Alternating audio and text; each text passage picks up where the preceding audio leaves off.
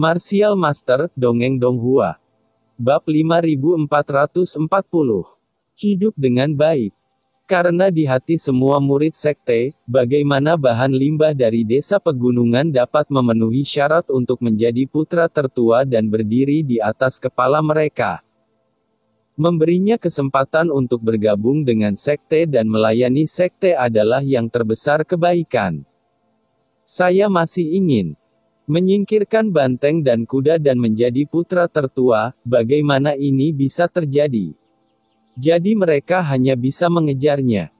Tetapi ketika mereka melihat kesempatan bagi bocah itu untuk jatuh ke dalam jurang, semua orang melangkah dan menginjaknya. Tendangan daripada tarikan, lebih baik. Melihat dan kemudian ucapkan beberapa kata. Penyesalan itu sudah cukup. Mata pria paruh baya berjubah hitam itu penuh dengan kedinginan, dan dia menutup matanya perlahan lagi. Dia menutup matanya, hanya adik perempuan anak laki-laki itu. Titik petik 2. Dia berlutut di depan semua orang, menangis dan memohon, percaya bahwa kakaknya telah dianiaya, dan berharap semua orang akan memberi anak itu kesempatan untuk menyelidiki kebenaran. Tapi tidak ada yang setuju, karena tidak ada yang peduli kebenaran. Apa yang mereka inginkan adalah kematian seorang pemuda, dimarahi oleh ribuan orang, dan tidak pernah menyerah. Lagi pula, betapa mengasyikkannya melihat seorang jenius jatuh. Mantan saudara laki-laki dan perempuan itu, saat ini, mereka semuanya telah berubah menjadi binatang buas yang ingin memakan orang. Pria paruh baya berjubah hitam berhenti pada saat ini, seolah-olah dia sudah tenang, dan kemudian melanjutkan. Melihat bocah itu akan dieksekusi, adik perempuan anak laki-laki itu tiba-tiba dia berdiri dan memohon kepada Zongmen untuk membiarkannya pergi ke pengadilan api. Itu adalah ujian yang sangat kejam di Zongmen. Ada 10 kematian dan tidak ada yang selamat.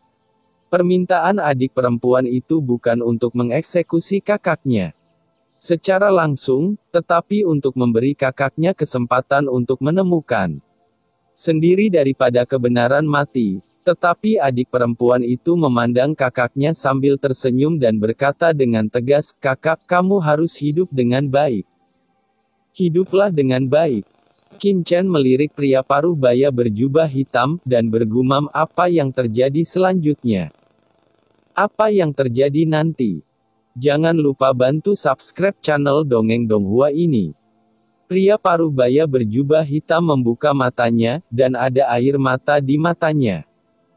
Setelah selesai berbicara, saudari muda itu melompat langsung ke gua setan api, tempat pengujian sekte, dan langsung musnah. Hati Qin Chen sangat berat seketika. Kisah ini terlalu menyedihkan, bocah itu kehilangan orang yang disukainya, dijebak, dan kehilangan saudara perempuannya, betapa putus asa dan terpuruknya dia saat itu. Pria paruh baya berjubah hitam berhenti, melihat kehampaan di kejauhan, sementara Qin Chen berdiri di samping. Kali ini dia tidak selesai berbicara tetapi hanya mendengarkan dengan tenang. Pria paruh baya berjubah hitam terdiam lama kali ini sebelum melanjutkan. Pemuda itu melihat wajah jelek saudara-saudari sekte, dan hatinya malu. Dia ingin mati dan menemani saudara perempuannya, tetapi sebelum dia meninggal, dia memikirkan kata-kata saudara perempuannya, "Hiduplah dengan baik," dan akhirnya dia menyerah pada kematian, tetapi mengertakkan gigi dan selamat. Terlalu mudah untuk mati, tetapi sulit untuk hidup. Pria paruh baya berjubah hitam menutup matanya perlahan. Dia menutup matanya. Setelah kejadian ini, pemuda itu seperti tikus yang menyeberang jalan di sekte. Semua orang memukuli dan memarahinya. Hanya tuannya, yang memiliki diam-diam mendukungnya, memungkinkan dia untuk bertahan hidup. Dalam hati pemuda itu, dia guru adalah cahaya terakhirnya di malam yang gelap, dia adalah orang tersayang, dia menganggap dia sebagai ayahnya. Tapi pemuda yang selamat hanya memiliki satu pikiran dalam pikirannya, dan itu untuk menemukan pelaku sebenarnya dan membuktikan dirinya. Tahun demi tahun, pemuda itu menjadi semakin kuat. Dan kekuatannya secara bertahap mencapai tingkat teratas di benua itu, tetapi dia telah berlatih di mana-mana, tetap rendah hati, dan selalu menyembunyikan kultivasinya. Karena dia tahu bahwa Muxiu Yulin angin akan menghancurkannya, dan banyak kejahatan datang dari kecemburuan. Namun, bocah itu tidak pernah menemukan pelaku sebenarnya, sampai suatu hari. Bocah itu melihat seorang pengemis tua di sebuah kota. Salah satu bandit kuda di desanya, dan dari bandit kuda ini, bocah itu mendengar rahasia yang mengejutkan. Pria paruh baya berjubah hitam perlahan membuka matanya, suaranya terdengar menjadi sangat muram, dan berkata dengan dingin. Dulu alasan mengapa bandit kuda membantai desa adalah karena seorang lelaki tua datang ke desa untuk mencari pemimpin mereka dan membuat kesepakatan dengan pemimpin mereka. Biarkan mereka membantai desa, hanya menyisakan seorang pemuda dan saudara perempuannya, dan dari uraian pengemis itu, pemuda itu tahu bahwa lelaki tua itu sebenarnya adalah tuannya. Tentu saja pemuda itu tidak percaya. Dia membunuh pengemis itu dan memurnikan rohnya, tetapi dia melihat pemandangan itu dari rohnya. Pria yang berdagang dengan bandit kuda di pondok itu sebenarnya adalah tuannya. Kenapa? Pria paruh baya berjubah hitam telah benar-benar tenggelam dalam ingatannya. Dia menggertakkan giginya, dan matanya menjadi semakin suram, seperti malam yang gelap, sangat gelap. Pemuda itu tidak mengerti, dia kembali seperti orang gila ketika dia tiba di Zongmen. Dia masuk ke retret tuannya dan ingin menanyai tuannya, tetapi dia tidak dapat menemukan siapapun. Tetapi menemukan ruang rahasia tersembunyi di retret tuannya, pemuda itu masuk ke dalamnya dengan curiga, dan menemukan jiwa yang dipenjara tak terhitung jumlahnya ditemukan di dalam ruangan.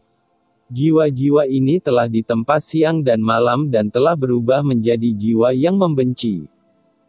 Jiwa inti di antara mereka adalah milik adik perempuan itu. Jiwa saudari muda itu telah dipenjara dan terus dikorbankan selama bertahun-tahun ini, dan dia menjadi sangat kuat. Saat ini, tuan muda itu kembali. Ketika dia melihat pemuda itu, dia langsung tertawa dan berkata, "Muridku yang baik sepertinya tahu semuanya." Pemuda itu hampir menjadi gila. Menangis dan bertanya mengapa itu adalah guru tersayang dalam hidupnya. Lelaki tua itu tertawa dan mulai menceritakan semuanya. Ternyata alasan lelaki tua itu pergi saat itu bukan untuk membalas kebaikan anak laki-laki itu, tetapi untuk menyukai adik perempuan anak laki-laki itu, yang sebenarnya memiliki fisik paling istimewa di dunia. Tubuh jiwa. Dao. Jiwa yang dimiliki oleh tubuh ini sangat murni, setelah dikultivasi, dapat diambil dan dirampas secara paksa, dan ditelan setelah selesai, dapat bercita-cita menjadi negara tertinggi di daratan.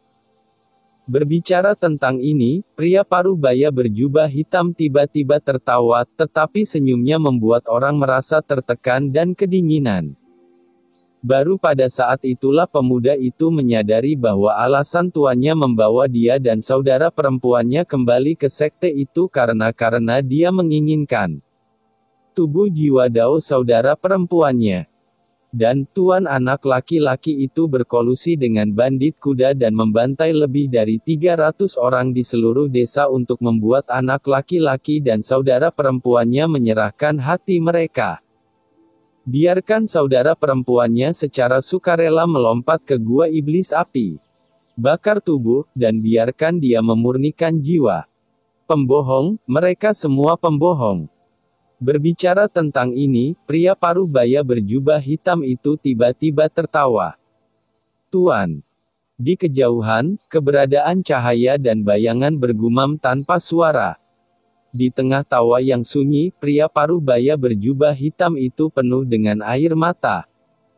Dia tiba-tiba menoleh untuk melihat Qin Chen. Kamu tahu, kenapa tidak tuannya membunuh anak laki-laki itu setelah adik perempuannya meninggal? Qin Chen diam dan menggelengkan kepalanya sedikit. Mata pria paruh baya berjubah hitam tiba-tiba menjadi dingin. Itu karena, jika Anda ingin mengembangkan tubuh jiwa Dao, Anda harus bertahan dari keinginan, dan Anda harus menjaga hati Anda dalam siksaan tanpa akhir. Solusi jiwa. Jadi, Tuan Muda memberitahu adik perempuan itu bahwa jika jiwanya mati, anak laki-laki itu akan mati, dan dia akan menderita siksaan seumur hidup. Jiwa yang kesal. Karena meskipun dia berubah menjadi jiwa, dia masih menjaga, diam-diam menjaga saudara laki-laki satu-satunya. Pencuri sebagai ayahnya. Pemuda itu menembak seperti orang gila, berusaha menyelamatkan jiwa saudara perempuannya, tetapi tuannya terlalu kuat. Kultivasi pemuda itu sudah setinggi langit. Tetapi dia masih bukan tandingan tuannya, dia dipukuli sampai mati, tetapi tuan muda tidak membunuhnya. Anak laki-laki itu. Tetapi di depan anak laki-laki itu, dengan paksa melahap jiwa saudara perempuannya, berusaha mencapai tubuh jiwa tertinggi. Berbicara tentang ini, jubah hitam paruh baya pria itu menangis, bahkan saat ini, penjahat itu masih ada. Manfaatkan pemuda itu dan ancam adik perempuannya untuk dimakan olehnya, jika tidak, dia akan membunuh kakak laki-lakinya di tempat. Binatang. Apa ini kalau bukan binatang buas? Pria paruh baya berjubah hitam itu berkata dengan dingin. Qin Chen melirik pria berjubah hitam, tetap diam, dan mendengarkan dengan tenang. Pria paruh baya berjubah hitam menarik napas dalam-dalam dan menutup matanya. Setelah sekian lama, ekspresinya berangsur-angsur menjadi sedikit tenang, dan kemudian dia membuka matanya lagi, dan berkata dengan dingin, tapi Tuan Muda meremehkan tekad adik perempuan. Konsekuensi melahap tubuh jiwa Dao. Meledakkan jiwanya di bawah perlawanan dari adik perempuannya, Tuan Muda dia diserang balik di tempat dan pemuda itu juga memanfaatkan kesempatan itu, mati-matian melemparkan teknik rahasia, dan mengambil kesempatan untuk membunuh penjahat itu. Pria paruh baya berjubah hitam berkata perlahan, tapi adik perempuan itu akhirnya meninggal. Ketika jiwanya pergi, adik perempuan itu mengatakan kalimat itu kepada bocah itu lagi, kakak, hiduplah dengan baik. Hiduplah dengan baik. Pria paruh baya berjubah hitam menutup matanya, dua garis air mata bening keluar dari sudut matanya. Qin Chen melirik pria paruh baya berjubah hitam, dia tidak bisa membayangkan betapa sakitnya yang dialami pemuda itu saat itu. Pria paruh baya berjubah hitam terdiam lama kali ini sebelum melanjutkan, pria muda itu meninggalkan sekte dan mendirikan sebuah makam untuk adik perempuannya di desa pegunungan kecil saat itu. Kemudian, dia kembali ke sekte saja.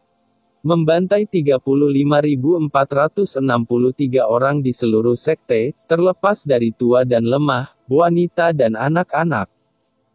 Lebih dari 300 orang meninggal di desa Xiaoshan saat itu, dan dia ingin sekte itu membayar kembali 100 kali lipat.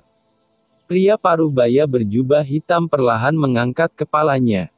Dan berkata sambil mencibir, sejak itu, bocah itu memiliki nama di benua itu, Dewa Pembunuh. Bab 5441. Tidak lama untuk hidup. Qin Chen terdiam dan tidak berbicara untuk waktu yang lama. Apakah sekte-sekte itu tidak bersalah? Qin Chen tidak tahu, setidaknya dari narasi pria paruh baya berbaju hitam, bahwa gua iblis api, jiwa tak berdosa yang tak terhitung jumlahnya di ruang rahasia. Dan sekte di belakangnya pasti tidak sesederhana yang terlihat. Permukaan. Qin Chen hanya tahu bahwa jika orang lain tidak menderita, jangan membujuk orang lain untuk bersikap baik. Semua evaluasi dibiarkan nanti, setidaknya dia tidak akan menilai apakah bocah itu jahat atau baik. Baik dan jahat hanya ada dalam satu pemikiran, jadi bagaimana bisa begitu mudah membedakannya? Qin Chen diam-diam menatap pria paruh baya berbaju hitam. Pria paruh baya berjubah hitam menutup matanya, dan berkata perlahan, setelah membantai sekte, pemuda itu memulai jalan mencari Taoisme. Melakukan hal-hal yang bertentangan dengan langit, membunuh semua orang munafik dan orang jahat di dunia. Lambat laun, tangannya berlumuran darah. Tapi dia tidak peduli, dan dia tidak pernah mengatakan bahwa dia adalah orang yang baik. Di jalan pencarian, banyak orang mengejarnya. Dia membunuhnya, memarahinya, dan menuduhnya dia, tapi dia membunuh semua orang yang menggertaknya, mempermalukannya, dan menertawakannya. Pada akhirnya, dia menjadi di benua ini. Apakah itu konyol? Jubah hitam pria paruh baya itu mencibir. Membunuh satu orang adalah kejahatan, membunuh 10.000 orang adalah pahlawan, dan membunuh 1 juta orang adalah pahlawan di antara para pahlawan. Ketika seseorang benar-benar tak terkalahkan, tidak ada yang akan memarahinya, tetapi hanya memujanya, takut padanya, dan menghormatinya. Mentalitas macam apa ini? Tapi begitulah di dunia ini. Kemudian, pemuda itu menjadi lebih kuat. Dia pergi ke dunia yang lebih megah dan datang ke alam semesta tanpa batas.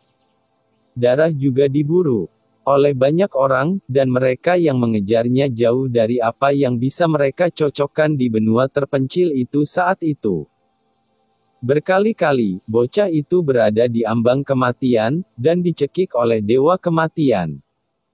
Pria paruh baya berbaju hitam mengangkat kepalanya, matanya tenang. Tetapi bahkan di saat yang paling putus asa, bocah itu tidak pernah berpikir untuk mati, karena selalu ada 4 kata di benaknya, hidup dengan baik. Hidup dengan baik. Tanda seru. Pria paruh baya berjubah hitam berkata dengan acuh tak acuh, anak laki-laki itu membunuh sampai pencerahan, dan tidak ada yang bisa menghentikan pertumbuhannya. Setelah bertahun-tahun, anak laki-laki itu menjadi tak terkalahkan di dunia, dan dia juga tahu banyak rahasia di dunia. Ternyata setelah seseorang meninggal itu tidak hilang begitu saja, tetapi akan bereinkarnasi ke tempat yang disebut dunia bawah. Faktanya, dia selalu memiliki mimpi di dalam hatinya, yaitu untuk dapat membalikkan jalan hidup dan mati dan menghidupkan kembali saudara perempuannya, tetapi ini bagaimana mungkin sekuat apapun seseorang, dia tidak bisa membalikkan hidup dan mati dan menghidupkan kembali orang mati, tetapi sekarang, pemuda itu telah menemukan harapan. Setelah seseorang meninggal, dia akan memasuki sungai kematian di dunia bawah, memasuki reinkarnasi baru atau menjadi dunia bawah makhluk hidup, atau bereinkarnasi. Meskipun jiwa saudari muda itu tersebar saat itu, dia dilahirkan dengan tubuh jiwa Dao. Begitu dia jatuh, dia akan dibangkitkan di sungai roh mati, menjadi roh di sungai kematian. Roh jahat, dan tidak akan memasuki reinkarnasi. Jadi, anak laki-laki itu ada di sini. Dia pergi ke dunia bawah legendaris sendirian untuk memancing saudara perempuannya keluar dari sungai roh mayat hidup, dan membiarkannya menjalani kehidupan lain. Tapi dunia bawah adalah tempat reinkarnasi, dan alam semesta di sisi gelap laut, tempat seperti itu sekuat awan, dan sungai panjang roh mati adalah sungai induk dunia bawah. Jadi betapa mudahnya untuk memancing seumur hidup dan secara paksa melanggar aturan dunia bawah. Pria paruh baya berjubah hitam itu bergumam. Tapi bocah itu tidak mundur, musuh yang tak terhitung jumlahnya datang satu demi satu, tetapi dia tidak takut. Dia berjuang di jalannya naik turun. Dunia bawah dengan 1 pedang dan 1 pedang, mengalahkan pria kuat yang tak terhitung jumlahnya. Berbicara tentang ini, pria paruh baya berjubah hitam melihat cinta dan kelegaan di matanya. Tapi pemuda itu akhirnya menyinggung keberadaan paling kuat di dunia bawah, dewa dunia bawah. dan jika kamu ingin mengambil jiwa saudara perempuannya dan terlahir kembali di bawah sinar matahari, kamu harus mengalahkan dewa dunia bawah. Berbicara tentang ini, pria parubaya berjubah hitam perlahan menutup matanya, tapi dewa dunia bawah benar-benar kuat. Meskipun pemuda itu sudah tak terkalahkan di dunia, ia memiliki beberapa lawan di laut alam semesta dan dunia bawah saat itu, tetapi dewa dunia bawah lahir mengikuti kehendak asli dunia bawah.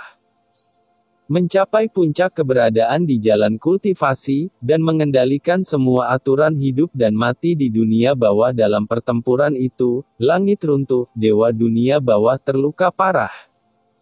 Tetapi pemuda itu juga jatuh ke dunia bawah, dan itu menjadi penyesalan seumur hidupnya karena dia tidak pernah mengambil jejak jiwa saudara perempuannya.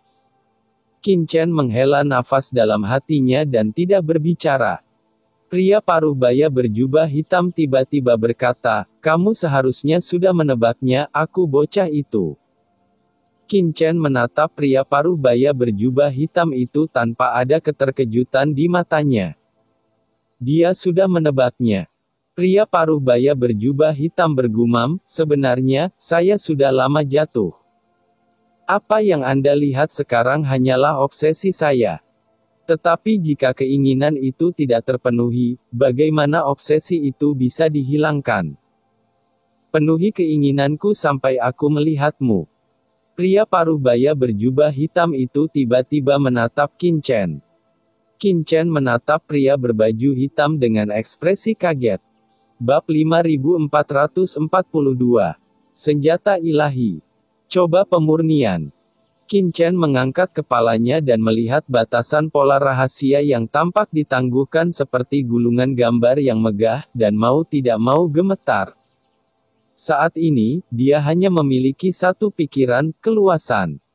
Pola yang dibentuk oleh pembatasan pola rahasia yang tak terhitung jumlahnya di depannya mengandung makna mendalam tertinggi dari Dao, bahkan jika Qin Chen melihatnya dengan basis kultivasinya. Saat ini, dia tidak dapat menahan perasaan sedikit pusing di benaknya.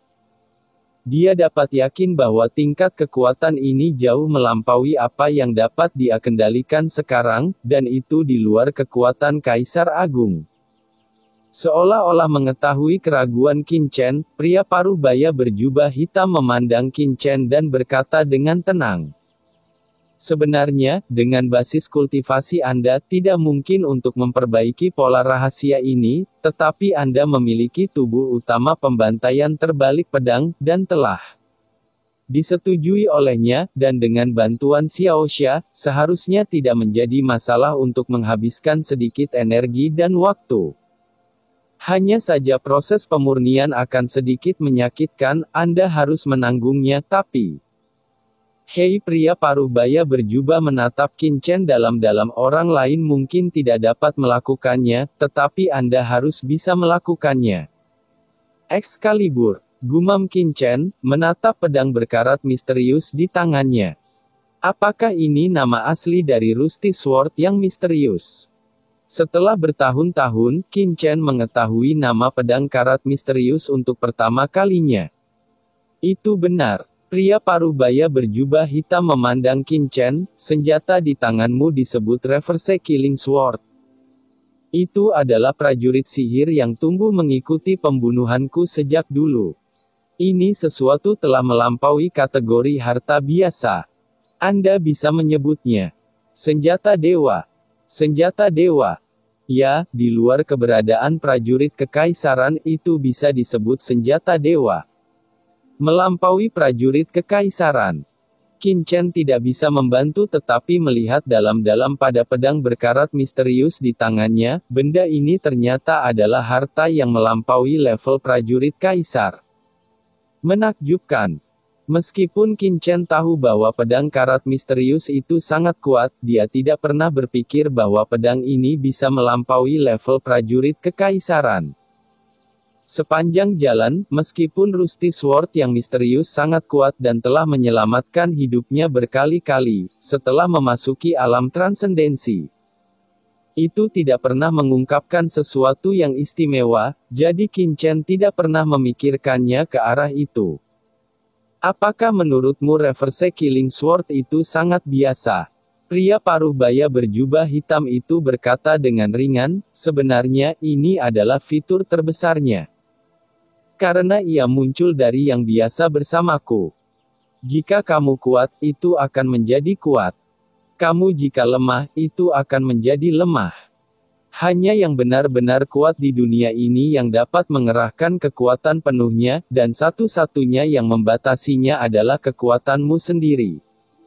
Ini yang pertama.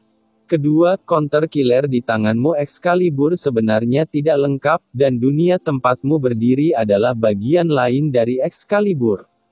Qin Chen melihat sekeliling dengan heran, apakah ini bagian dari Excalibur? Ini keseluruhan bangunan aula istana, berkelok-kelok ribuan mil yang tak terhitung jumlahnya, dengan ruang yang tak terhitung jumlahnya di dalamnya. Apakah itu sebenarnya bagian dari Rusty Sword yang misterius? Pria paruh baya berjubah hitam mengangguk dan berkata, benar, saya terluka parah dalam pertempuran dengan dewa dunia bawah, menyebabkan tubuh saya mati, dan pedang pembunuhan terbalik juga hancur. Yang Anda dapatkan adalah tubuh utama dari pedang, dan yang tinggal di sini adalah salinan dari Excalibur. Dan hanya ketika tubuh utama dan salinannya terintegrasi, dapat dianggap sebagai Excalibur yang asli dari pembalikan pembunuhan. Tubuhku, hanya kamu yang bisa sepenuhnya hanya dengan menguasai pedang anti pembunuhan ini kamu bisa meninggalkan tempat ini dan kembali ke dunia bawah. Jiwa yang tersenyum kembali ke laut kosmik, dan biarkan dia menjalani hidupnya dengan bahagia, tentu saja. Pria paruh baya berjubah hitam menatap Qin Chen dalam-dalam. Jika Anda bertemu orang di belakang Anda di masa depan, saya harap Anda dapat membantu saya meminta orang di belakang Anda untuk melihat bisakah Anda membalikkan siklus hidup dan mati dan memberi Xiao Xiao kesempatan untuk bereinkarnasi. Orang di belakang saya. Qin Chen mengerutkan kening, bertanya-tanya, maksudmu ayahku? Ayah. Pria paruh baya berjubah hitam menatap Qin Chen lagi, mengangguk dan berkata, dia, karena dia dapat mencegahmu memasuki reinkarnasi. Seseorang dengan cara seperti itu pasti akan dapat membuat Xiao Xiao masuk kembali ke reinkarnasi. Qin setelah terdiam beberapa saat, Chen berkata, saya tidak dapat menjaminnya, tetapi jika saya melihat ayah saya di masa depan, saya akan memintanya untuk mencoba. Pria paruh baya berjubah hitam itu mengangguk dan berkata dengan tulus, terima kasih. Qin Chen melihat ke arah langit kemudian berkata, sampai sekarang, generasi muda masih belum tahu nama senior. Pria paruh baya berjubah hitam berkata, nama saya Nixuan, dan dunia memanggilku Kaisar Dewa Nisa. Kaisar Dewa Nisa. Hati Qin Chen bergetar, nama ini tidak mudah. Siapa yang bisa disebut Dewa Kaisar? Aku ingin tahu apakah senior pernah mendengar tentang 4 kaisar besar dunia bawah. Qin Chen tiba-tiba bertanya.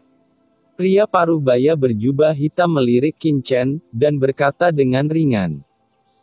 Ketika saya masih hidup, tidak ada 4 kaisar besar di dunia bawah, tetapi saya terobsesi untuk duduk di sini dan mengetahui segalanya.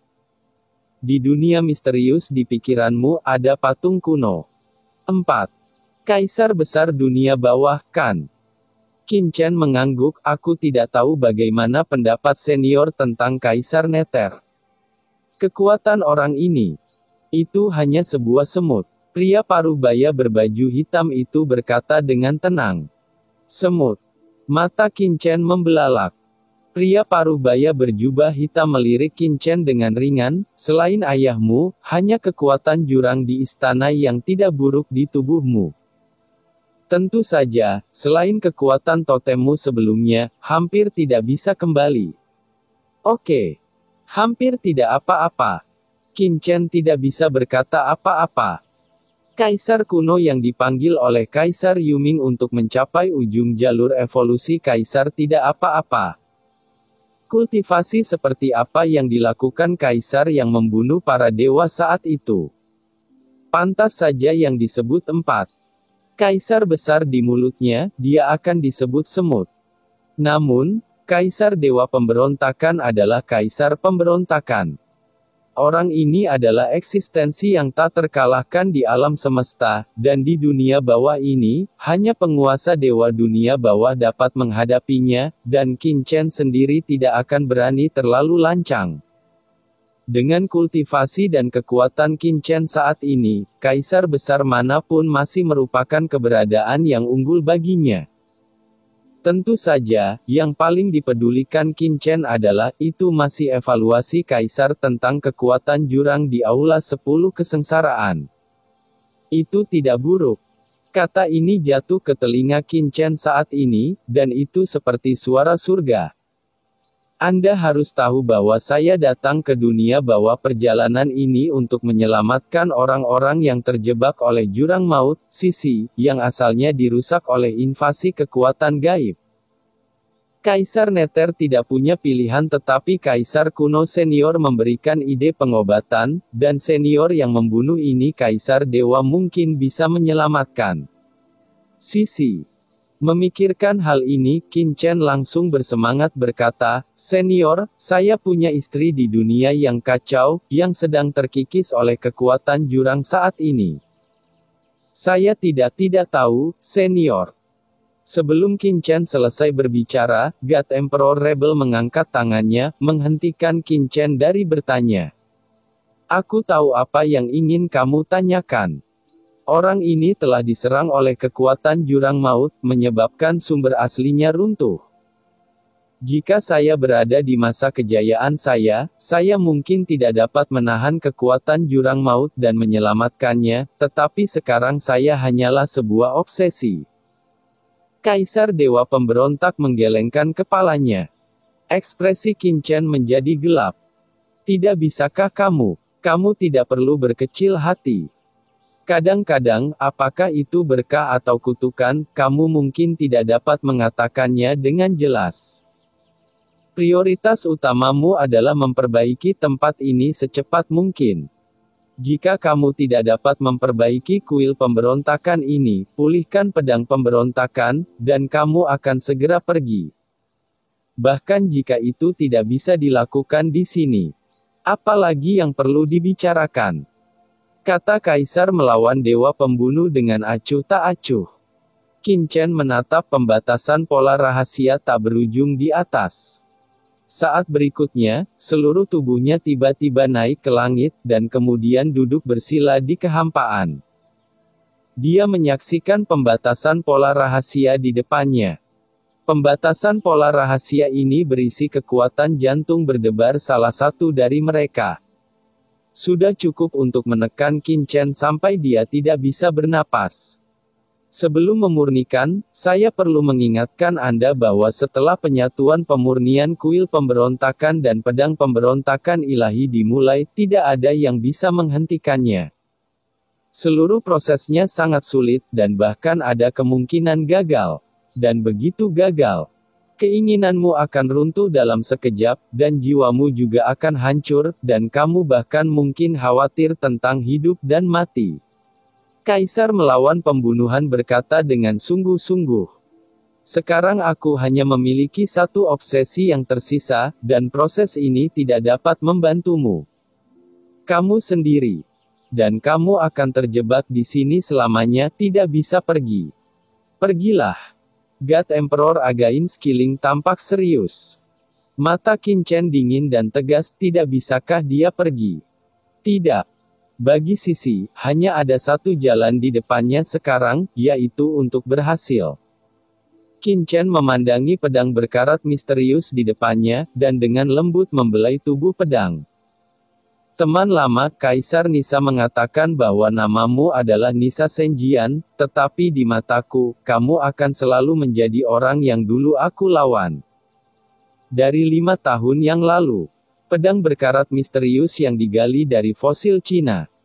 Meskipun nama ini biasa saja, saya percaya bahwa di tangan saya, suatu hari nanti Anda akan bersinar dengan cahaya yang lebih megah dari kehidupan Anda sebelumnya. Mari kita bekerja sama untuk berdiri di puncak alam semesta. Bas. Pedang berkarat misterius itu bergetar, sedikit gemetar. Excalibur memiliki semangat, seolah menggemakan kata-kata Qin. Hah.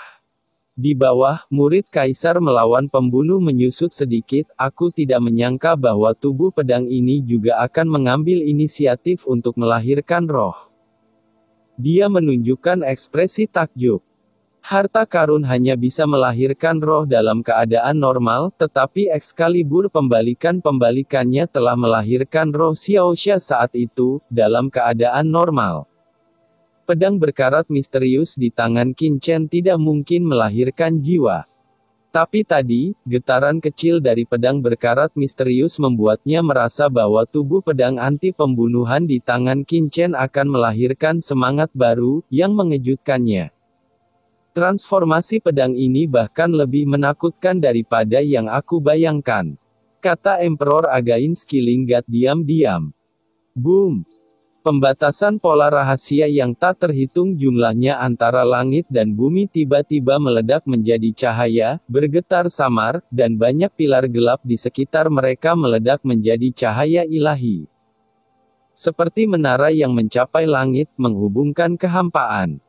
Pemurnian sudah dimulai. Kaisar Dewa melawan pembunuhan memandang ke tengah kehampaan, dengan ekspresi penuh harap di wajahnya. Saya tidak tahu apakah putra ini dapat berhasil.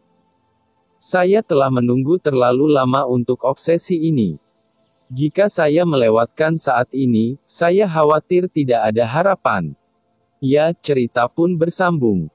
Terima kasih buat Anda yang sudah mengikuti alur dari channel Dongeng Donghua, dan yang sudah bantu subscribe. Semoga selalu diberi kesehatan, dilancarkan usahanya, dan dimurahkan rezekinya.